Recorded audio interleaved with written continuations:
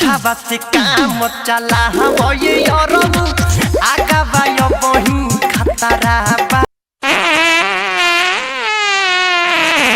तई भौजी सब दिन अपन अगुवारा मरवैली, आज भौजी के पिछवाड़ा मनवावे के मन है त कहतिया कि पीछे से काम चला ले सैया अगवा अभी खतरा बात है। भौजी हम कहत है कि तोरा अगर गार लिबावे के मन है त सीधा सीधा अपन भतार के कह दे कि ए सैया जी आज हमारा पिछवाड़ा मरवावे के मन है, आवा आप मार ल तलार बहाना कर दरू कि अगवा अभी खतरा बा। अगवा कबो खतरा ना होकेला, मन होके तब जब मर्जी जब मारल जा सकेला, चाहे वो कितनो खतरा होके। बस फर्क इतने है कि जब खतरा होखेला अगवा में तब लइका होके के डर होखेला, तो आखिर आदमी करेला काहेला, लइका होके खातिर ना उ सब कमवा करेला यार।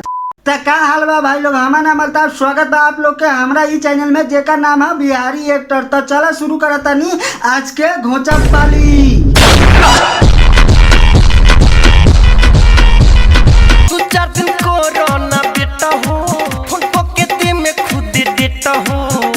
भौजी कहतिया कि 2-4 दिन वेट कर, हम तोरा के खुदे फोन करके बुला लेम। त लाग ला कहतारू कि पिछवा से काम चला ला,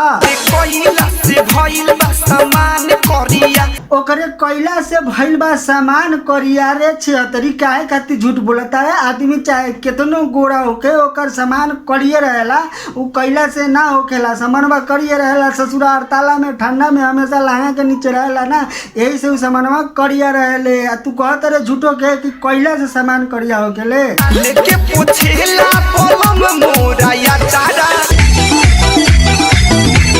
हमर सामान में के कचरा सखी, लेके पोछेला बलम मोरा अचरा हमर सामान में के कचरा सखी। एकनी से सारा साफ घिना के ध देले बा। देखो तारा भाई लोग सामान में के कचरा अचरा से साफ करता, तो सब के किया के बतावतिया कि हमर सामान हमर सैया जी हमर सामान के साफ करेले अचरा से कचरा के मोरा सामान में के कचरा सखी। अरे भसकरी तोर जे भातरा बा उ तोरा लिए भसकर ना हो, यही से उ तोर सामान अचरा से साफ करके करेला। हमनी राजी तो थूक लगा के सीधे पोछ देती है, ओकरा बात करती भलही बाटे तन के खचरा सखी। हाँ तो खचरा बात तोहर खाली कचरे साफ ना करत होई, गणो मारत होई, गणो लेत होई, खाली कचरे साफ ना करत होई।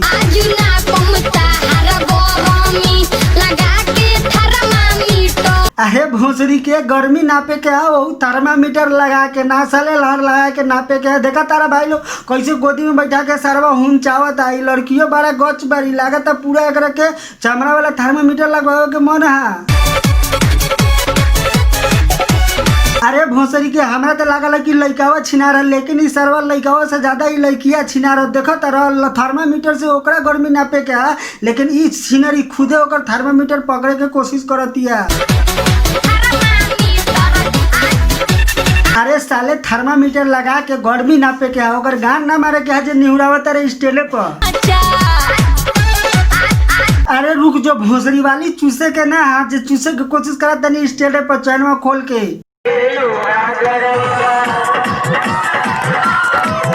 हाँ साले तोरा बाप के राज चलता, जौन मन होखे जौन मार दे। अगर तोर लोहा गरम हो गई बात तो जैसे मन होखे जैसे ठंडा ले साले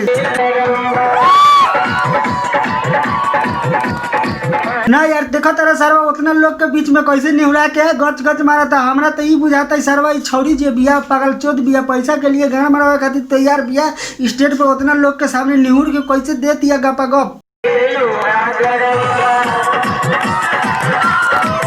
ना हम माना तनी तोहर लोहा गरम है का, क्योंकि गाँव मार ले। अगर तोर ज्यादा लोहा गरम हो तो घरे रहो तो अपन बहनिए में ढुका के ठंडा लेबे का रे साले। हाँ साले चट ले अभी छौरी छौरा के चटत ले, अब तू छौरा छौरी के चट। साले तोली के हम लोग कुछ काम ना है साले, खाली चटा चौटल खेल, बाकी तो पब्लिक चुतिया है देखबे करी। जाने तो के दिल दिहानी हो पड़ेला साइकिल दिहानी, जाने तो के दिल देली हो पढ़ेला साइकिल देली हो। उ त माना तनी यार तू देले होबे, लेकिन भोसड़ी के ई त बता दे कि केकरा के देले। कल कहां गइलू पढ़े ना आइलू, कल कहाँ गइलू पढ़े ना आइलू, तोर बहिन चोदे गइल है भोसड़ी वाला।